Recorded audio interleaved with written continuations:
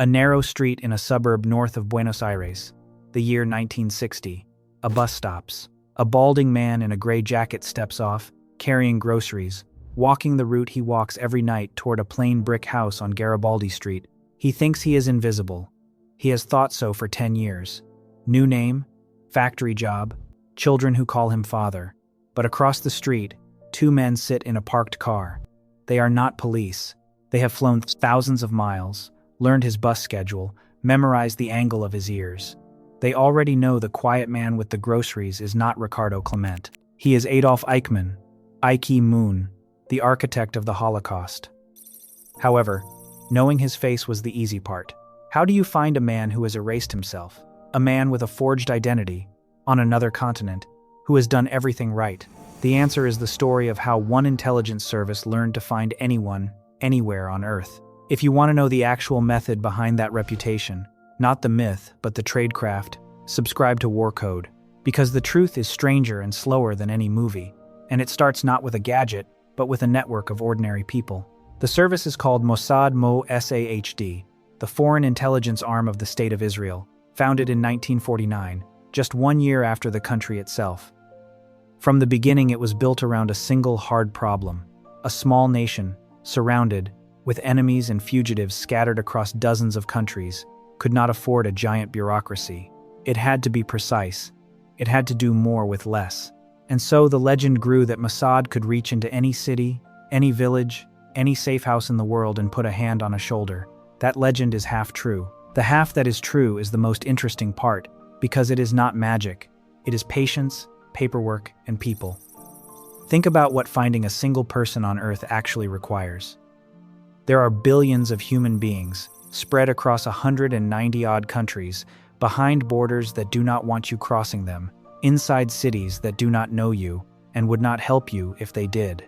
A fugitive who is even mildly careful can change his name, his job, his accent, his country. He can grow a beard, lose weight, forge a passport, and vanish into a crowd of ordinary commuters. The honest truth is that for most of human history, a determined man who wanted to disappear simply did. The graveyards of unsolved cases are full of people who were never found. So the question is not how a spy agency gets lucky once. The question is how you build a system that finds people on purpose, again and again, by design rather than by accident. Start with the people, because this is the secret most outsiders never understand. Mossad does not rely only on trained officers. It relies on a quiet, informal web of volunteers known as the Sayanim Sayanim. These are private citizens, Jewish men and women living in countries all over the world, who agree to help when asked. None of them are spies in the classic sense. A Sayan might be a doctor who treats an injury without filing a report. A car rental clerk who hands over keys and asks no questions. A hotel owner who provides a room off the books. A landlord with an empty apartment. Each one knows almost nothing. Each one provides one small thing. And together, without ever meeting, they form an invisible infrastructure that lets a handful of officers operate in a foreign city as if they had lived there for years. This is how you find anyone, not with a single genius, with 1,000 ordinary favors. Consider what that web makes possible. An officer can arrive in a foreign capital with nothing, and within days have a car that traces back to no one, a clean apartment that appears on no registry, and a cover story propped up by real local people who will vouch for him if anyone asks. He can move money through a friendly business. He can have a photograph developed without a lab technician wondering who the subject is. He can disappear into a city the way water disappears into sand. The borders that stop ordinary investigators mean very little to a service that already has quiet friends waiting on the other side. That is the true engine behind the phrase finds anyone, anywhere. It is less a searchlight and more 1,000 pairs of eyes that already live where you are hiding. The trained officers at the center of this web are called Katzas, Katsa, the case officers who run agents and assets on the ground. A Katsa might spend years building a single source, cultivating a friendship that is really a recruitment, learning a city until its rhythms feel like his own. Around the Katzas sit the front companies, businesses that look completely real, with real offices and real invoices, that exist mostly to give an officer a reason to be somewhere. A travel agency, an import firm, a film production office. Each one a costume the service can wear. But none of that explains how they confirmed, with certainty, that a factory worker in Argentina was the man who organized the deportation of millions to the death camps. For that, return to the street outside Buenos Aires, and to a blind man in Germany who started everything. The first thread was pulled by an ordinary person, not by Mossad at all. A half-Jewish German named Lothar Hermann had survived the camps, lost most of his sight, and emigrated to Argentina. His daughter began dating a young man who boasted, carelessly, about his father's past and his pride in what Germany had done to the Jews. The young man's surname was Eichmann.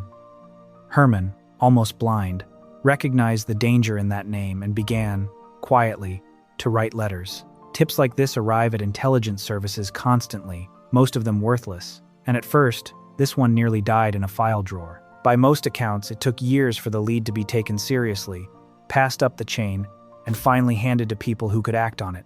And here is where the real work began, because a name in a letter is not proof. Mossad could not simply grab a man because a half-blind stranger thought his daughter's boyfriend had a famous surname. They had to be certain. An innocent man taken by mistake would be a disaster, and they knew it, so they watched. Officers traveled to Argentina and found the house on Garibaldi Street. They studied the man called Clement. They timed his bus. They noted that on a specific day in the spring, he bought flowers, and discreet inquiry suggested it matched a wedding anniversary that lined up with Eichmann's own marriage. They photographed him from moving cars and from across the road. They compared the shape of his skull and the set of his ears to old wartime photographs, because faces age but bone structure does not lie. They watched how he held himself, how he greeted his family, the small unconscious habits a man cannot fake across a decade. Detail by detail, the case hardened from suspicion into proof. The patient man with the groceries was, beyond doubt, the man the world was looking for. Notice what was not used here. There was no hidden microphone in the wall, no informant inside the house, no dramatic intercepted phone call. The confirmation was built from things anyone could see if they were willing to sit in a parked car for long enough and care about details no one else would bother with. The flowers on an anniversary, the angle of an ear, a bus that arrived at the same minute each evening. This is the unglamorous heart of tradecraft, and it is exactly why the reputation is deserved, and also why it is so often misunderstood. The work that finds people is mostly boring. It is the discipline to stay bored, watching, for as long as it takes, that almost no one else possesses. If you have made it this far, you are already one of us. Cadets get every video 24 hours early and a badge in the comments. The link is below. Now came the hardest part, and the part that shows what finding someone really means. Knowing where a man is does almost nothing. You then have to reach him, in a country whose government will not help you, and bring him out alive. There would be no arrest. Argentina would never have extradited him, so Mossad planned to take him. A team was assembled and flown in quietly under false papers, blending into the flow of business travelers and tourists.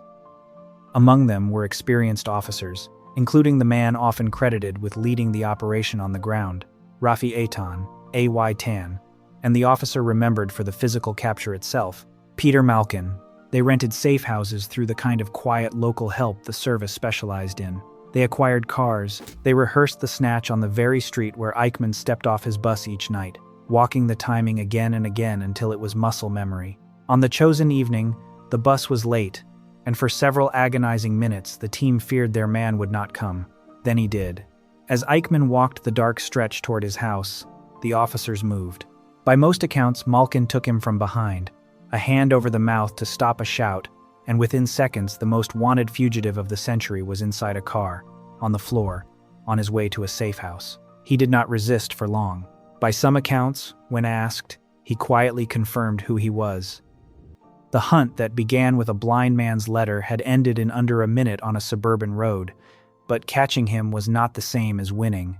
They still had to get him off the continent. He was held in the safe house for days while the team waited for their window, and that window was an airplane. The national airline, El Al, had sent a flight to Buenos Aires for an official ceremony, and that aircraft would be the way home.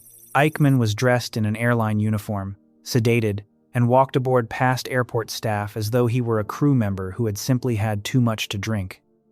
Every detail of that exit had been thought through in advance, from the uniform to the cover story to the timing of the boarding, because a single suspicious customs officer could have unraveled everything. The plane lifted off and carried him to Jerusalem, where he would stand trial in a glass booth before the world, and where the full record of what he had done would be spoken aloud by survivors in his presence. A man who had spent a decade making himself ordinary was returned, in the end, to the one place where his name could never be ordinary again. That is the anatomy of finding anyone. A tip from a civilian. Years of patience, a network of quiet helpers, meticulous confirmation, and then a single, rehearsed, ruthless reach. No satellite did this. No supercomputer did this. People did this, slowly. The same pattern, the long memory and the long reach, would define the service for decades.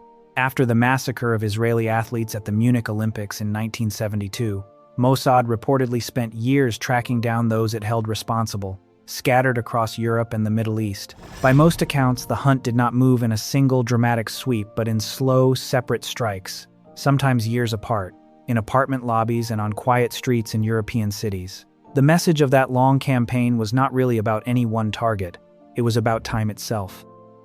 The men being hunted could move to a new country, take a new name, surround themselves with guards, and still, months or years later, the service would arrive. Those operations, real and rumored, built the modern image of an agency that never forgets and never stops. Time, in this world, is a weapon. Most fugitives relax. They marry, they settle, they let the guards drift away, they assume the world has moved on. The service is built to outlast exactly that relief. And yet, here is the part the legend leaves out, and it matters. Mossad is not all-seeing. It is not infallible. The same patience that caught Eichmann has, on other occasions, locked onto the wrong man.